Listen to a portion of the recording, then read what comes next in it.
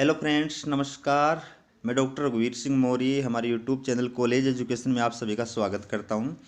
दोस्तों, ब्रिटिश संविधान का टॉपिक है कैबिनेट और प्रधानमंत्री। इससे रिलेटेड क्वेश्चन देखिए। पहला क्वेश्चन है, प्रधानमंत्री को ब्रिटेन के सरकारी दस्तावेजों में किस नाम से पुकारा गया है? तो प्रधानमंत्री को ब्रिटेन के सरकारी दस्तावेजों में दो नामों से पुकारा गया है। एक तो है राजकोष का प्रथम लॉर्ड और दूसरा है इंग्लैंड का प्रधानमंत्री। अगला क्वेश्चन है, महाविद ब्रिटेन में प्रधानमंत्री पद का औपचारिक रूप से अस्तित्व किस अधिनियम में स्वीकार किया गया है?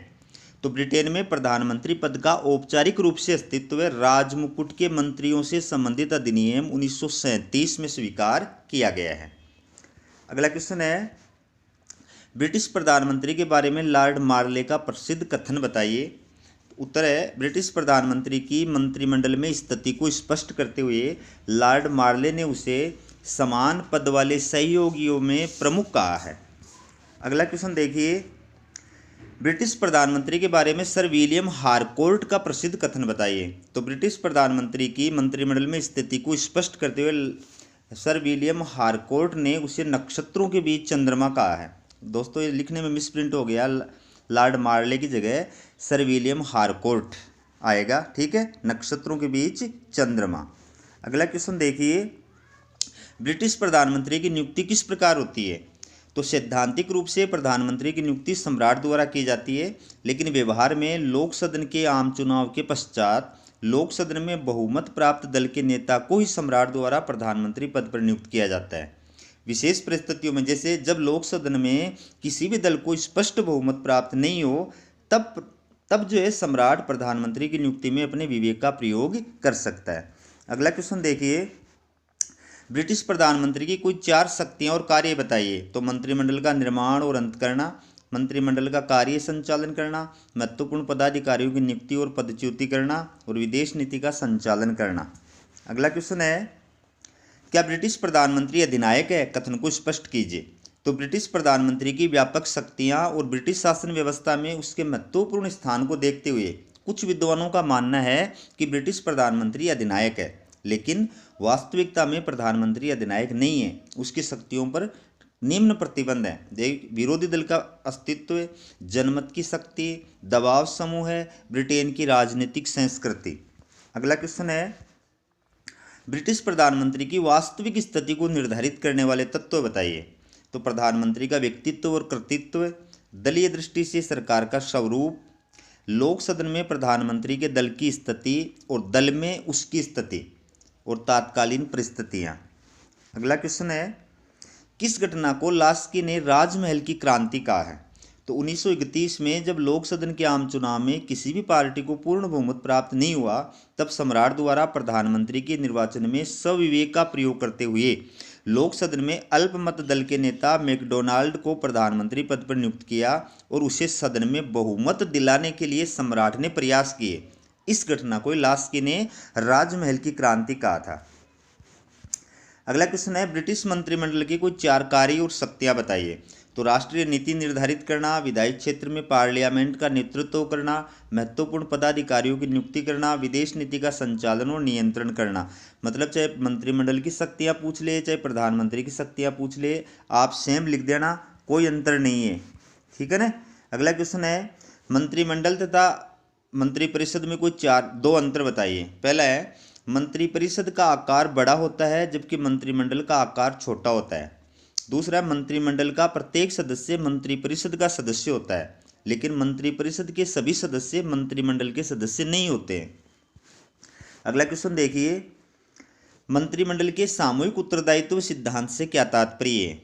तो मंत्रिमंडल के सामूहिक उत्तरदायित्व के सिद्धांत का तात्पर्य है कि पहला, मंत्रिमंडल में जो भी निर्णय लिए जाते हैं वे सभी मंत्रियों के निर्णय माने जाते हैं और कोई भी मंत्री सार्वजनिक रूप से मंत्रिमंडल के निर्णय की आलोचना नहीं कर सकता है। दूसरा, पार्लियामेंट में किसी एक मंत्री की आलोचना सारे मंत्रिमंडल की आलोचना मानी जाती है और एक मंत्री के विरुद्ध निंदा प्रस्ताव पारित होने पर पूरे मंत्रिमंडल को त्यागपत्र देना पड़ता है। अगला क्वेश्चन है, मंत्रिमंडलीय उत्तरदायित्व से क्या तात्पर्य है? तो मंत्रिमंडलीय उत्तरदायित्व से तात्पर्य 3 प्रकार से। मंत्रिमंडलीय उत्तरदायित्व जो वो 3 प्रकार का होता है। पहला वैधानिक उत्तरदायित्व, दूसरा है अंतर मंत्रिमंडलीय उत्तरदायित्व, तीसरा है संसद के प्रति उत्तरदायित्व है। तो कौन कौन सा है देखिए, वैधानिक उत्तरदायित्व मतलब मंत्रिमंडल अपने समस्त कार्यों के लिए सम्राट के प्रति उत्तरदायी है। फिर अंतः मंत्रिमंडलीय उत्तरदायित्व का मतलब क्या है, मंत्रिमंडल के सदस्य परस्पर एक दूसरे के प्रति भी उत्तरदायी होते हैं। और संसद के प्रति उत्तरदायित्व मतलब मंत्रिमंडल अपने कार्यों के लिए पार्लियामेंट के प्रति उत्तरदायी होता है। पार्लियामेंट अविश्वास प्रस्ताव सहित विभिन्न साधनों से मंत्रिमंडल पर नियंत्रण रखता है। अगला क्वेश्चन देखिए, मंत्रिमंडल की राजनीतिक सजातीयता से क्या तात्पर्य है। यदि मंत्रिमंडल का निर्माण किसी एक ही राजनीतिक दल और एक सी विचारधारा के सदस्यों से मिलकर होता है तो इससे मंत्रिमंडल की राजनीतिक सजातीयता कहा जाता है। तो अगर एक ही पार्टी की सरकार बनती है तो मंत्रिमंडल की राजनीतिक सजातीयता का सिद्धांत पाया जाता है, क्योंकि उसमें फिर उसी पार्टी के नेताओं को मंत्रिमंडल में शामिल किया जाता है। लेकिन अगर गठबंधन वाली सरकार है, मिलीजुली सरकार है, तो उसमें जो सहयोग देने वाली दूसरी पार्टियां होती है ना, उनके लोगों को भी मंत्रिमंडल में शामिल करना पड़ता है। तो ऐसा जो मंत्रिमंडल बनता है उसको बोलते हैं मंत्रिमंडल की राजनीतिक विजातीयता। अगला क्वेश्चन देखिए, ब्रिटेन की मंत्रिमंडलीय प्रणाली की विशेषताएं बताइए। तो सम्राट की वास्तविक कार्यपालिका से पृथकता, कार्यपालिका और व्यवस्थापिका में घनिष्ठ संबंध, गोपनीयता का सिद्धांत, मंत्रिमंडल की राजनीतिक सजातीयता, मंत्रिमंडल पर प्रधानमंत्री का नेतृत्व और मंत्रिमंडल का सामूहिक उत्तरदायित्व है। अगला क्वेश्चन है, ब्रिटेन में मंत्रिमंडल का गठन किस प्रकार होता है। तो ब्रिटेन में मंत्रिमंडल के गठन की प्रक्रिया प्रधानमंत्री की नियुक्ति से प्रारंभ होती है। सम्राट द्वारा आम चुनाव के पश्चात लोक सदन में बहुमत दल के नेता को प्रधानमंत्री पद पर नियुक्त किया जाता है और प्रधानमंत्री के परामर्श के आधार पर मंत्रियों की नियुक्ति की जाती है। परंपरा के अनुसार मंत्रिमंडल के सदस्यों के लिए पार्लियामेंट का सदस्य होना अनिवार्य है। कोई व्यक्ति बिना पार्लियामेंट की सदस्यता के अधिकतम 6 माह तक मंत्री पद पर रह सकता है। अगला क्वेश्चन है, वर्तमान समय में ब्रिटिश मंत्रिमंडल की महत्ता के कोई 4 कारण बताइए। तो ब्रिटेन की दलीय व्यवस्था, कठोर दलीय अनुशासन, प्रदत्त व्यवस्थापन की प्रथा का विकास, मंत्रिमंडल के पास लोक सदन के विघटन की शक्ति। अगला क्वेश्चन है, मंत्रिमंडल अधिनायक नहीं है, कथन को स्पष्ट कीजिए। तो ब्रिटेन में कैबिनेट की बढ़ती हुई शक्तियों को देखकर कुछ विद्वानों ने यह विचार व्यक्त किया है कि ब्रिटेन में मंत्रिमंडल की स्थिति एक अधिनायक जैसी हो गई है, लेकिन वास्तविकता में मंत्रिमंडल अधिनायक नहीं है, उसकी शक्तियों पर निम्न प्रतिबंध है। तो विरोधी दल का अस्तित्व है, जनमत की शक्ति, दबाव समूह है और ब्रिटेन की राजनीतिक संस्कृति। लास्ट क्वेश्चन है दोस्तों, मंत्रिमंडल के रूप बताइए। साझा मंत्रिमंडल, युद्ध मंत्रिमंडल, आंतरिक मंत्रिमंडल, छाया मंत्रिमंडल।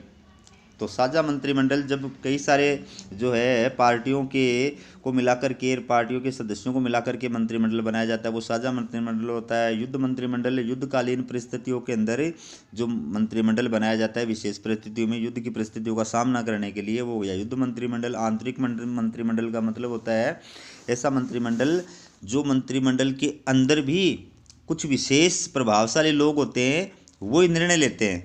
मंत्रिमंडल के अंदर भी कुछ विशेष प्रभावशाली जो लोग होते हैं वो निर्णय लेते हैं, वो आंतरिक मंत्रिमंडल कहलाता है। और छाया मंत्रिमंडल जो है विपक्ष के नेता के द्वारा सरकार की नीतियों की आलोचना करने के लिए एक वैकल्पिक मंत्रिमंडल बनाया जाता है, वो गया छाया मंत्रिमंडल। दोस्तों, हमारा वीडियो कैसा लगा कमेंट करके ज़रूर बताएं। वीडियो अगर पसंद आया हो तो लाइक और शेयर करें, चैनल को सब्सक्राइब करना न भूलें। हमारा वीडियो देखने के लिए आपका बहुत बहुत धन्यवाद।